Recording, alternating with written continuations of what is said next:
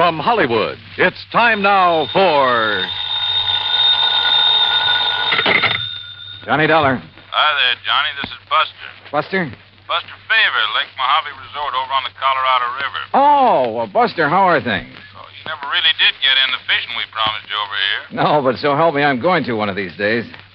Is that what you called me about? No. Johnny, you remember old Mike Kirbey? Kirby.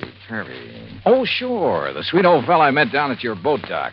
Guide or something? That's the one. Oh, sure, I remember him. How is he? Well, that's what I'm calling about. He isn't. What? And, Johnny, I think it was murder.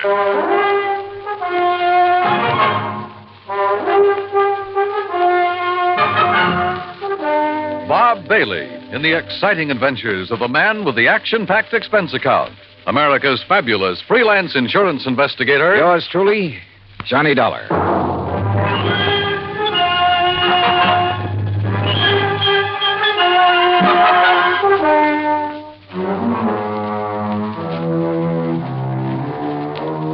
Expense account submitted by Special Investigator Johnny Dollar to the Tri-State Life and Casualty Insurance Company, Home Office, Hartford, Connecticut. Following is an account of expenses incurred during my investigation of the Kirbey Will Matter. As soon as I hung up on Buster, I lost no time in making the necessary plane reservation to Las Vegas and picking up a handful of American Express traveler's checks. That's item one on the expense account, a total of $320. Then I packed a bag, was about to take off, when the phone rang again.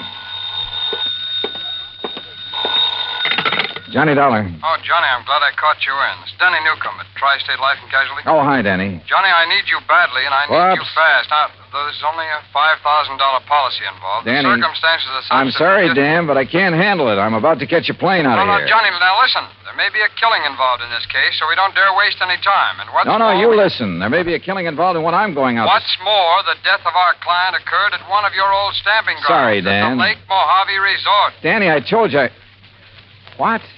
Yeah, that's right. Mike Kirbey? Yeah. Okay, Danny, I'm on my way.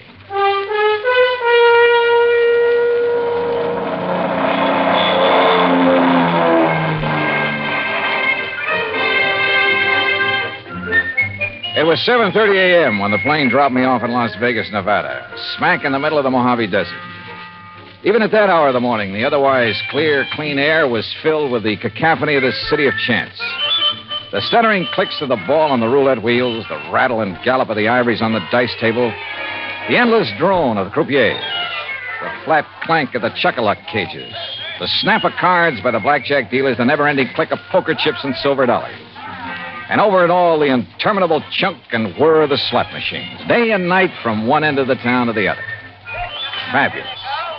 I grabbed breakfast, that's item 2, then rented a car and headed south and east on Route 93 toward Kingman, Arizona. Then, just 5 miles short of that town, I swung right on 68 down toward Davis Dam, down to Lake Mojave Resort. Mile after mile of nothing but sun-baked rock and sand, sagebrush and Joshua trees, tumbleweed and cactus. And right in the middle of it, the clear blue waters of Lake Mojave. Buster Favor, who's general factotum of the resort, was waiting for me. After a hearty greeting, he led me into the office, and we sat down and got to work. Yeah, it was murder, all right, Johnny. Sure. Yeah. And by the way, I don't know how much you knew about Mike Kirbey. Well, only that he seemed to be one of the fixtures around here. Was obviously well-liked. Well, he'd been a businessman back east, owned a string of restaurants, made a fortune. Uh-huh.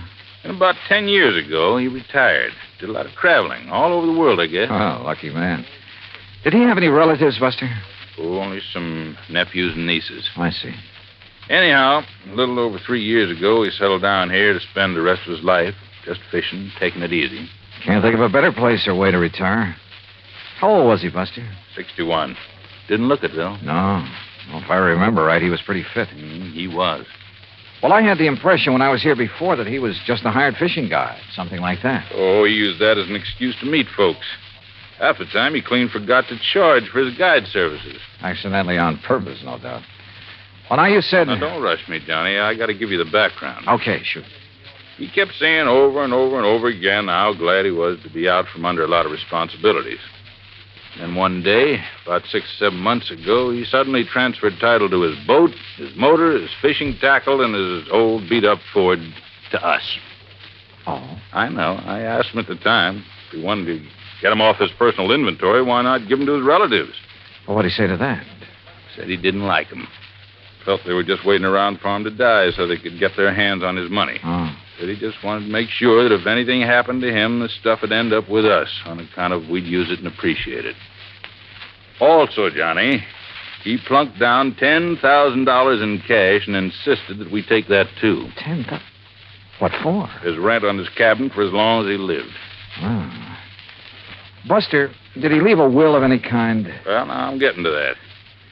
Anyhow, last Friday afternoon, he went out fishing alone like he often did. And just before dark, one of the rental boats came in with 2 young kids. Yeah. They'd seen old Mike's boat up on the beach in that big cove just above the power line crossing. They found Mike laying on the sand beside it, as still as death. Well, they came tearing in to report it, scared half out of their wits. Well, I sure hope you... Oh, sure. I grabbed Ham Pratt and a big flashlight. You remember Ham? Oh, yeah, the manager of the resort. Yeah. Well? Well, we found him there. And he was gone, poor old fella. Go on, Buster. Well, Ham took one look at him, and rattlesnake, he said it. Rattlesnake did it. Mm-hmm. You could tell by the way Mike looked, laying there. Fang marks? Yeah, on his right leg, just above the ankle. And a big bruise on his head, like he'd hit a rock when he fell. But on the phone, you said you thought it was murder. And a minute ago, you said you're sure of it. Well, we put him in our boat, hitched his on behind, and brought him back here. We phoned Tad Harding of the Kingman Police Department. I remember him. Good man. Yeah, well, Chief Harding took one look, and he agreed with Ham. Poison from a rattler. Well, they took him into Kingman, and I telegraphed the relatives. But, Buster, now look, you... Then I got to thinking. There was something wrong. What do you mean? Well, there are very few rattlers in this part of the country because of the heat. They can't take it. If anybody'd know better than to fool with one, it'd be old Mike. And they always sound a warning before they strike anyhow, don't they? Sure. So early next morning, I went back to the cove. And? Number one, there was no sign of any rock that Mike might have hit his head on when he fell. Go on, Buster, go on. There was no trail from any kind of a snake anywhere around. Well, the sand could have drifted over them. No, sir. The footprints Ham and I and the kids had made were clear as crystal, but no tracks of a snake. All right, go on. Well, then I noticed it, where another boat had been beached. Strange one, not from our landing. It was right next to where Mike's had been, right alongside. Any footprints from it? Well, if there were, we and the kids had mashed them all out. Then I remembered the way Mike had been laying there, as though he could have been rolled out of his boat or thrown out right on the sand. Then it looks as though somebody met him out on the lake, banged him over the head, made the fang marks, which isn't hard, then lashed the 2 boats together, dumped him off at the cove, and left. It sure does, Johnny. I want to see that place. Yeah, and all the excitement, I might have overlooked a lot of things. Oh, that I doubt. Now, Buster, if there's no sign of rattlesnake poison in old Mike's body... Well, right after I called you, I phoned Chief Harding. Coroner's making his autopsy today. He'll call me. Well, now, look, these nephews and nieces of Mike's, how much do you know about them? Oh, I never met them. But according to their answering telegrams, they're going to descend on us like a swarm of locusts. There are a lot of them? Well, no, I was thinking of the way that they... Well, one, there's a woman named of Martha Woodbury who... Excuse me. Mr. Faber? Yeah, I'm Buster Faber. I am Miss Martha Woodbury. Oh, well, Miss Woodbury, we were just at... this is Mr. Johnny Dollar. Miss... How do you do? Mr. Faber, I'm a niece of Michael Jonathan Kirbey, and probably the major beneficiary of his estate. I wired you that I would be here, and I am. You got here kind of fast, too, didn't you? I also wired Uncle Michael's attorney in Kingman that I saw no reason why he should delay the reading of Uncle Michael's will. Lawyer Guilford phoned me about that, and I guess you weren't the only one. You should be here late this afternoon. I also wish to make funeral arrangements befitting one of his financial status. Won't you sit down? Now, please tell me the circumstances of his death. And, of course, I wish to see the poor darling's body. Miss Woodbury, Yes? what do you do for a living? Why, if it's of any concern to you, I teach at Armand College. Toxicology. Toxicology, huh? Yes. Poison. Very interesting. Is it? Why? Who are you, Mr. Dollar? Well, I'm a special investigator for your uncle's insurance company.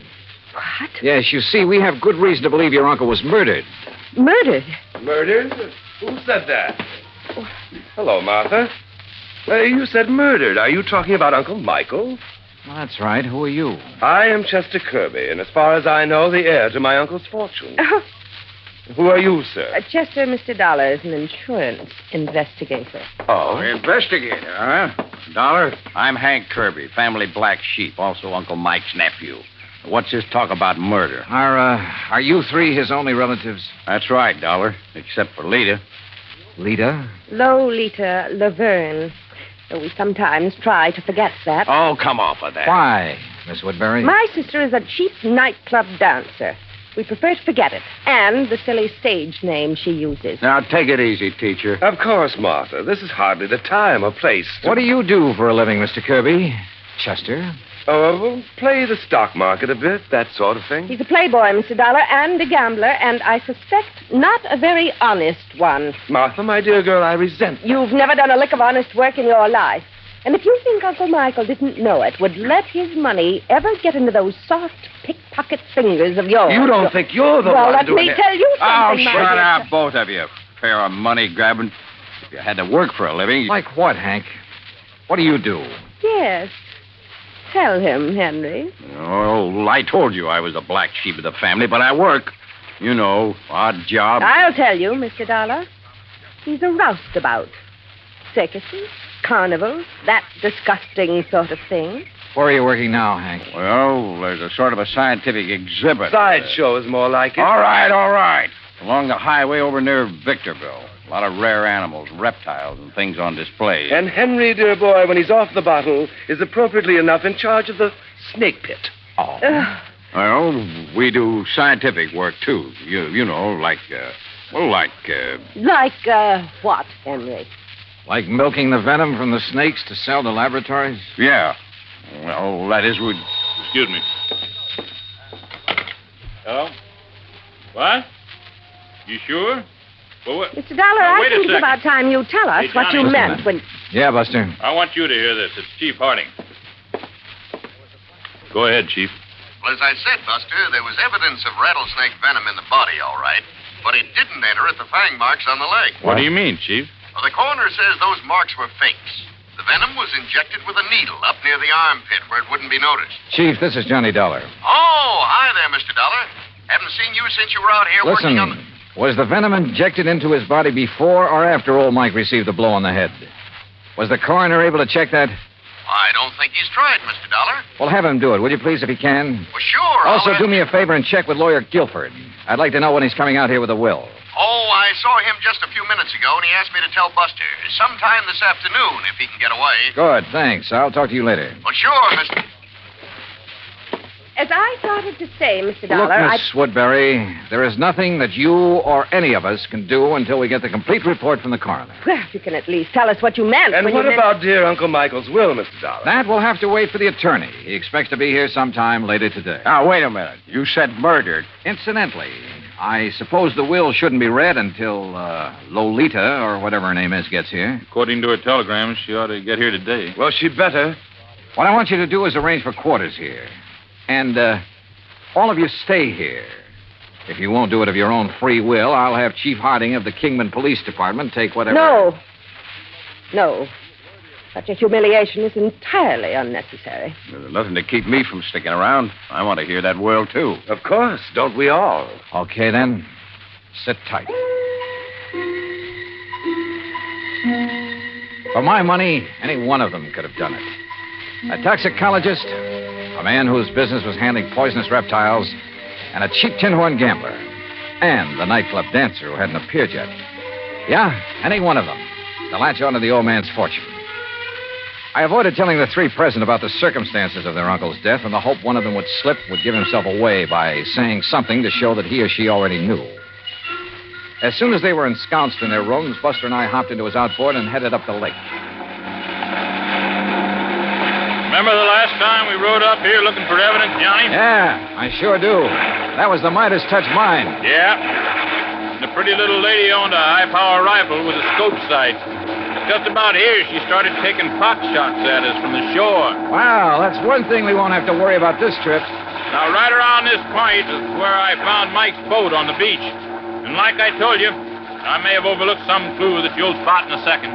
Buster, Yeah. tell me, did old Mike earn enough as a fishing guide to make a living?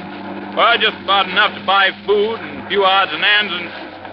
Well, like I told you, most of the time he deliberately forgot to charge, not needing the money and all. Hey, Johnny, there in the cove, What? a boat, right where Mike's was. Whose is it? Do you know? Isn't out of our landing by... Hey, that puff of smoke from behind the bush way up on the sand dune. Swing us around. That's somebody with a gun. And look, we're taking in water, those holes in the bottom. Grab that can, start bailing. Hey, that guy can shoot. Pull us around, Buster. We're like a pair of sitting ducks out here. Right.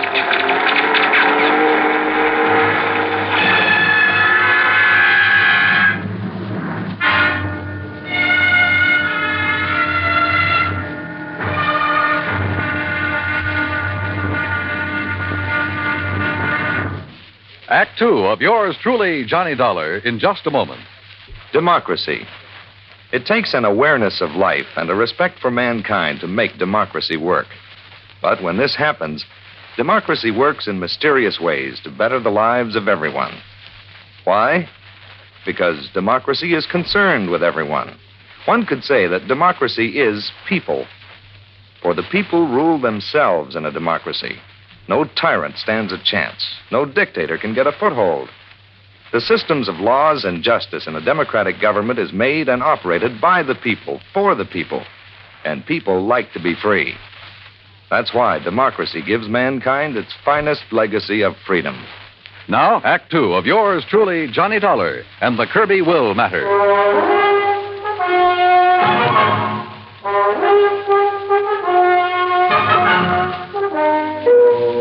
Whoever had been shooting at us from the shore there on Lake Mojave had a good eye. But a 30-mile-an-hour outboard at over 200 yards and swerving like mad can be a pretty tough target. With a hull full of holes, we had no choice but to go back to the landing. There, I made a quick check of the three I suspected of having killed old Mike Kirbey. First, his nephew Chester. Right here in my room, Mr. Dollar, reading. Then a brief walk in the hills. Why? And when is that lawyer coming to read Uncle Michael's will? Then the niece, Martha Woodbury. Gathering a few desert plants, as you must know. Hardly racing about on the lake armed with a gun, as you seem to suspect. Why don't you question Henry? If anyone should know how to handle a gun, he should. So I questioned Hank Kirbey. Patient, that's what. I saw no reason to just sit around waiting for that lawyer to arrive. I was fishing in that first big cove on the right. On the Arizona side. That's right. And I saw you and Buster tearing back here. That's when I come back to see what was up. Now, what is up? Mr. Kirbey? Yeah, Buster? On the payphone, the phone booth next to the cafe. Yeah? Kingman operator just called. Yeah? She still hadn't been able to reach your party on whatever that call was you made. Oh, yeah, thanks. What call, Hank? I've been trying to locate Lita, find out why she hasn't got down here. Maybe she doesn't care about the will. Where is she, Hank? It was to a dive up in Las Vegas that I sent the telegram, Johnny. Yeah, that's where she's been working. Is that where you called earlier, Hank? Earlier? Yeah, didn't I see you in that phone booth when Buster and I pulled out? Oh, yeah, sure. Trying to get Lita then, too. Yeah. Yeah, it reminds me, Johnny. Lawyer Guilford just phoned me from Kingman. He'll be over here in about an hour. Then the will gets read, huh? Perhaps we ought to wait for Lita. What do you think, Hank? She'll be... Well, did you talk to her? Is she on her way? Yeah, she's on her way. All right. If Buster's willing, we'll use the office when Guilford gets here. Sure. So, Hank, you tell the others to be ready and waiting. Yeah, sure thing. Come on, Buster. Right, Johnny. What's on your mind? Well, maybe it's just a hunch, nothing more. But I want to get on that phone in the office. I called Armand College first. Yes, Miss Martha Woodbury had left there only last night. So she couldn't have been here when Mike Kirbey was killed. A call to Chester's Hangout, a private gambling club in Reno, indicated the same thing. Call number 3 was to the so-called museum where Hank Kirbey worked with the snakes, a place within easy driving distance of Lake Mojave. But the records showed he hadn't left the place in 2 weeks until this present trip to be here. Lolita? Well, the manager of the club in Las Vegas said she hadn't missed a show. Daytimes? Well, who knew? But she was there every night. Then I suddenly remembered something about the geography of Lake Mojave. Yeah, Johnny. Cottonwood Landing is only about 25 miles north on the west, the Nevada side of the lake. Could that boat we saw in the cove? Sure. That's where it came from. I knew there was something familiar about it. Hey, what are you going to do, Johnny? Kingman. Operator, get me Cottonwood Landing, please. Yes, sir. It's one of their rental boats, Johnny. Yes, sir, I'm sure of it. Any number? Any identification on it? All that I didn't see. Anyhow, they rent so many to fishermen every day. Uh-huh. Hey, here comes Lawyer Guilford driving up. Good. Cottonwood. Hello, this is Johnny Dollar, special investigator. Yes, sir. What? I want to know if you rented a boat today to a girl named Lolita Laverne. Laverne? I'll meet him, Johnny, and I'll bring them all in here. Okay. No, sir. Nobody but that name rented today. Well, what about Friday? Friday afternoon. Friday. Yeah, that's right. Well, the only women we rented to on Friday was old lady Newberry, down from Canada for a couple of days. No, this is a young girl. Well, the other was a Miss Hancock. Hancock? Lucy Hancock. Okay. Thanks very much. Absolutely ridiculous. Johnny, this is Lawyer Guilford. Lawyer, Mr. Johnny Dollar. It's a pleasure, Mr. Dollar. How are you, sir? Now, if you'll all please sit down. All righty. I'm a little pressed for time, so I'll waste none in getting to the reading of Michael Kirbey's will. Good. Well, you don't think we ought to wait for Lita to get here? It won't be necessary. Now, I possess a full accounting of the net value of Mr. Kirbey's estate. Excellent. It may surprise you, by the way. Fine, fine. This will confirms that valuation. It is dated, by the way, just 5 months ago. Made it out right after. Oh, look, let's get to the will. Now, let's read it. Yes, Come on. Please. His real property consisted only of his clothes, then the outboard motorboat, and an old car which he transferred to the Lake Mojave Resort, together with a sum of money to provide for his living here. How much? Only $10,000. Oh, well, good. Some years ago, he turned all other of his real property, including some rather important real estate and business holdings, into cash. Well, where is all the cash deposited now? Yes. Surely you aren't considering adding bank robbery to your rather questionable career, Henry. Martha, that is quite uncalled for. Now, why don't we proceed with the will? Yeah. There is one asset specifically set aside that perhaps I should mention since it concerns Mr. Dollar. He is the beneficiary? Oh, no. I refer to the insurance policy for $5,000. Well, don't worry about a piddling amount like that. Let's have the will, man. Get The on. insurance policy is to cover burial expenses and nothing else. All of it is to be used. Okay. Let's have the rest of the will. Yes. Can't you leave all that out? Very well. I, Michael Jonathan Kirbey, do make, ordain, and declare this instrument to be my last will and testament. Oh, why don't you skip that stuff? Please.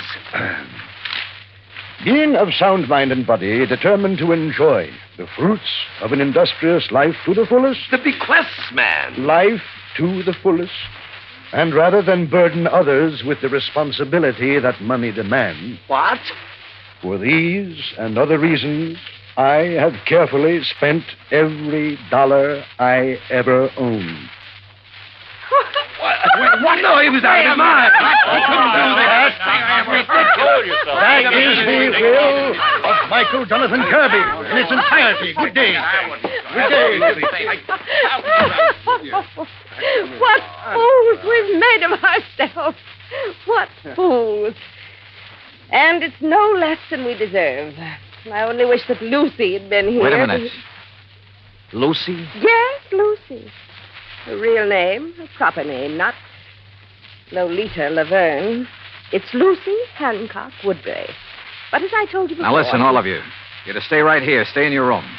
Oh? What's the point? Now we know the contents of that stupid will. Yeah. By Buster, what call right Chief Harding. Tell him to stand by in case these people get itchy feet. Right.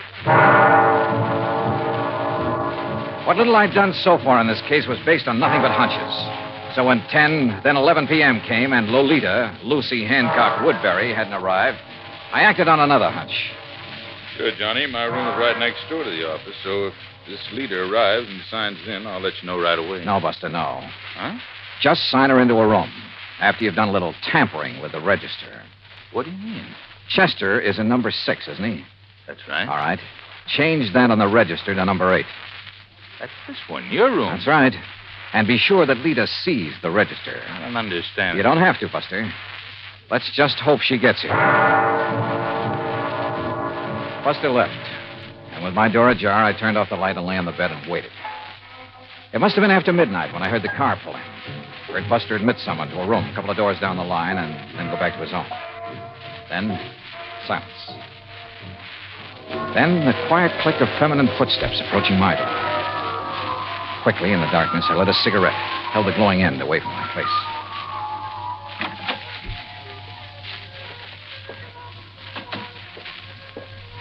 Well, darling. Yeah, about time. About time you got some sense, Chet. No, don't turn on the light. The others asleep. Their rooms are dark. Uh-huh. Listen, dear cousin, have you lost your mind? Hmm? Shooting at that boat from over the ridge between the two coves. What were they? Police? Detectives? You should have known you couldn't have hit them that far away, Chet. You should have waited till they got on shore looking for me. Well. Did they fall for the rattlesnake bite we made on the old man? Uh-huh. Well, they'll never find the needle I used. It's at the bottom of the lake. And look, if the cops question you, I hope you had sense enough to remind them what Martha and Hank do for a living. No chance. And what about the will? Would you be surprised? What? Say that again, Chet. Say anything. You sound like somebody else. Yeah, like Johnny Dollar. Let's have some light. Dollar? That's right, special investigator. Oh, no. Let me out of here! Now, where do you think you're going? No, let me go of me! Come on now.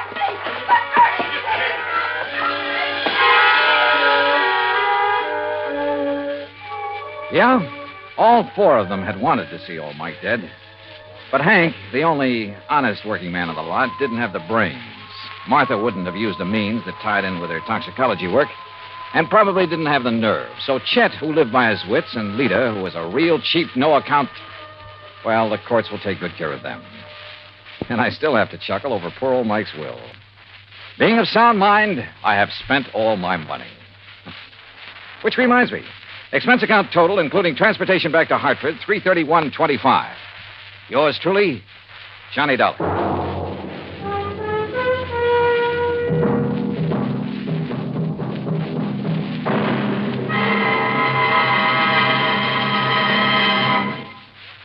Now, here is our star to tell you about next week's story. Next week, the most complicated case in years comes up with the simplest, most obvious solution. Join us, won't you? Yours truly, Johnny Dollar.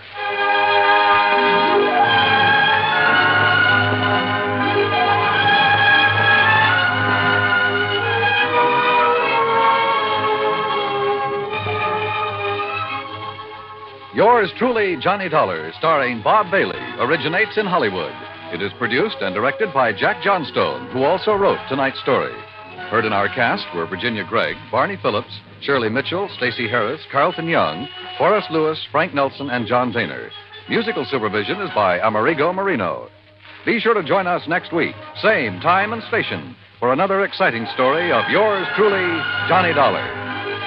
Johnny Dollar has come to you through the worldwide facilities of the United States Armed Forces Radio and Television Service.